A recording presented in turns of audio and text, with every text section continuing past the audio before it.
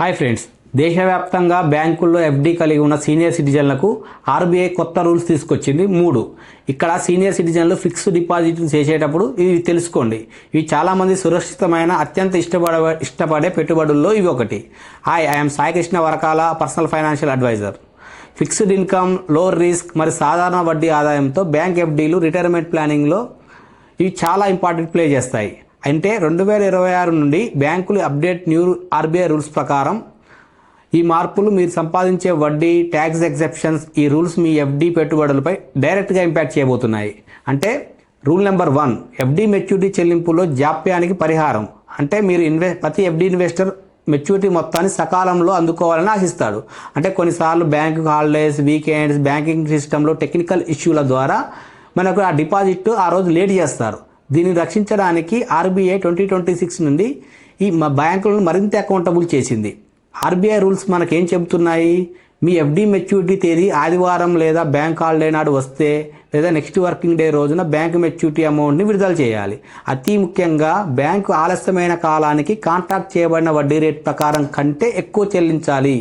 ఈ రూల్ ఎందుకు ఇంపార్టెంట్? గతంలో చాలామంది సీనియర్ సిటిజన్లు మెచ్యూరిటీ అమౌంట్ని ఆలస్యంగా జమ చేస్తే వడ్డీ కోల్పోయే అవకాశం ఉందని ఆందోళన చెందారు.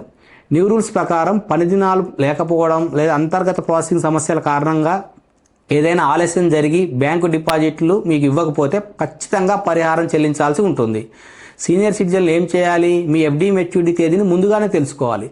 చెల్లింపు ఆలస్యం అయితే ఆ రోజులకి మీకు ఎక్స్ట్రా అమౌంట్ యాడ్ చేశారా లేదా చెక్ చేసుకోండి. ఇఫ్ అమౌంట్ డిలేడ్ అమౌంట్ మీ ఇంట్రెస్ట్కి అడిషనల్గా యాడ్ అవ్వకపోతే వెంటనే బ్యాంకును కాంటాక్ట్ చేయండి. దీనివల్ల సీనియర్ సిటిజన్స్కి ఎక్స్ట్రా ఇన్కమ్ వస్తుంది. If bank technical issues already delay చేస్తే మాత్రమే ఇది వర్తిస్తుంది. రూల్ నెంబర్ 2, పాన్ కార్డ్ మరియు టీడీఎస్ రూల్స్ని ఖచ్చితంగా అమలు చేయబడతాయి. ఎఫ్డి వడ్డీపై టీడీఎస్ అనేది సీనియర్ సిటిజన్లకు ఎల్లప్పుడూ సమస్యనే. ఈ ఇయర్ నుండి బ్యాంకులు ఇన్కమ్ ట్యాక్స్ రూల్స్ని మరింత స్ట్రిక్ట్గా ఇంప్లిమెంట్ చేయబోతున్నాయి, ముఖ్యంగా pan card submit and identification సంబంధించి. సీనియర్ సిటిజన్లు ప్రస్తుతం ఉన్న టీడీఎస్ రూల్స్ గురించి మనం తెలుసుకుందాం. సీనియర్ సిటిజన్లు సెక్షన్ 194A కింద బ్యాంక్ ఎఫ్డీల నుండి వచ్చే ప్రతి వడ్డీపై సంవత్సరానికి 50,000 వరకు ట్యాక్స్ ఎగ్జెప్షన్ పొందుతారు. అంటే ఒక ఫైనాన్షియల్ ఇయర్లో వడ్డీ ఆదాయం 50,000 దాటితే బ్యాంకు 10% టీడీఎస్ని తగ్గిస్తాయి. అయితే పాన్ వివరాలు అందుబాటులో ఉంటేనే. ఇఫ్ మీరు పాన్ సబ్మిట్ చేయకపోయినా, మీ పాన్ ఇన్వాలిడ్ ఉంటే ఏం జరుగుతుంది? మీ పాన్ కార్డ్ ఆధార్ లింక్ చేయకపోయినా మీరు within the income tax లిమిట్లో ఉన్నప్పటికీ బ్యాంక్ 20% టీడీఎస్ని కట్ చేస్తుంది. ఈ 20% డిడక్షన్ వల్ల మీకు చాలా ఇన్కమ్ లాస్ అవుతారు. ఇక్కడ మీకు ఇంకో విషయం, ఫారం 15H అన్నది very important and useful role play చేస్తుంది. మీరు ప్రతి ఎకనామిక్ ఇయర్లో స్టార్టింగ్లోనే అంటే ఏప్రిల్లోనే ఫారం 15Hను మీ నియరెస్ట్ బ్యాంక్ దగ్గరికి వెళ్ళి సబ్మిట్ చేయండి. ఫారం 15H సబ్మిట్ చేయడం డిలే అయితే చేయకపోయినా మీరు ఇన్కమ్ ట్యాక్స్ చెల్లించాల్సిన అవసరం లేకపోయినా అనవసరంగా టీడీఎస్ కట్ అవుతుంది.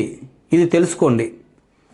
If rule number 3, FD break చేస్తే మనం స్ట్రిక్ట్ ఫైన్స్ వేస్తారు. బ్యాంకులు సీనియర్ సిటిజన్లకు అధిక వడ్డీ రేట్లు అందిస్తాయి. సాధారణ కస్టమర్లు అందించే రేట్ కన్నా 0.5% 1% వీళ్ళకి ఎక్కువగా ఉంటుంది. అంటే 2026 నుండి మీ ఉపశమనకు సంబంధించిన రూల్స్ స్ట్రిక్ట్ చేశారు. అంటే మీరు ముందుగానే బ్రేక్ చేస్తే ఏం జరిగింది? సాధారణంగా వర్తించే వడ్డీ రేటుపై 0.5% 1% జరిమానా విధిస్తాయి. చెల్లించిన వడ్డీని మొదట కాంట్రాక్ట్ చేసిన వడ్డీ కంటే తక్కువ వడ్డీ రేటు కూడా తగ్గిస్తారు.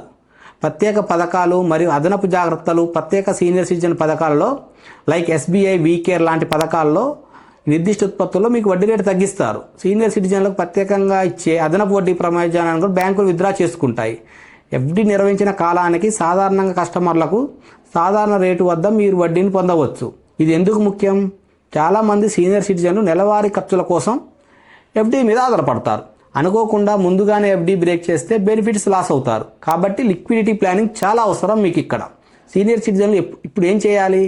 2026 నుండి ఆర్థికంగా సురక్షితంగా ఉండటానికి మరియు నష్టాలను నివారించడానికి ఈ క్రింది చర్యలు వెంటనే మీరు తీసుకోవాలి. అదేంటంటే, మొదటగా పాన్ మరియు కేవైసీ వివరాలను అప్డేట్ చేయాలి. వీటిని కన్ఫర్మ్ చేసుకోండి. మీ పాన్ ఆధార్ లింక్ అయ్యిందా, మీ పాన్ అకౌంట్స్కి లింక్ చేయబడిందా చెక్ చేసుకోండి. మీ కేవైసీ వివరాలు అంటే Aadhaar, address, mobile number update చేసుకోవాలి. ఫారం 15Hని ఆన్ టైం సబ్మిట్ చేయాలి. ప్రతి సంవత్సరం ఫారం 15H సమర్పించడానికి మీ బ్యాంక్ శాఖకు సందర్శించండి. లేదా ఇంటర్నెట్ బ్యాంకింగ్లో కూడా మనం ఫారం 15Hని సమర్పించవచ్చు. ఇది అనవసరమైన టీడీఎస్ తగ్గింపులు నివారిస్తుంది. థర్డ్ పాయింట్, రూల్ని జాగ్రత్తగా చదవండి. పెట్టుబడి పెట్టే ముందు ఎఫ్డి బ్రేక్ రూల్స్ గురించి అర్థం చేసుకోండి. మీ ఫ్యూచర్ మనీ అవసరాల ఆధారంగా టైం లిమిట్ని ఎంచుకోండి. ఎమర్జెన్సీ ఫండ్ కంపల్సరీ మెయింటైన్ చేయండి. అత్యవసర పరిస్థితుల కోసం సేవింగ్ అకౌంట్ లేదా short term mutual funds or money funds ఉంటాయి. వాటి గురించి కంప్లీట్ డీటెయిల్స్ కోసం కేకే ఫైనాన్షియల్ సర్వీస్ని కాంటాక్ట్ అవ్వండి. బ్యాంక్ ఎఫ్డి కంటే ఎక్కువ ఇంట్రెస్ట్ ఇస్తూ లాస్ లేకుండా ఫిక్స్డ్ ఇన్కమ్ వచ్చే మ్యూచువల్ ఫండ్స్ కూడా ఉన్నాయి. దీంట్లో ఎలాంటి పెనాల్టీ ఛార్జెస్ ఉండవు, ఇంకా ట్యాక్స్ బెనిఫిట్స్ కూడా ఉంటాయి. కంపారిటివ్లీ ఫిక్స్డ్ డిపాజిట్ ఖచ్చితంగా అవసరమైతే తప్ప దీర్ఘకాలిక ఎఫ్డీని బ్రేక్ చేయొద్దు. ఇలాంటి మరిన్ని వీడియోస్ కోసం నా ఛానల్ని సబ్స్క్రైబ్ చేయండి. మీ ఫ్రెండ్స్ అండ్ ఫ్యామిలీ మెంబర్స్కి షేర్ చేయండి. Thank you for watching.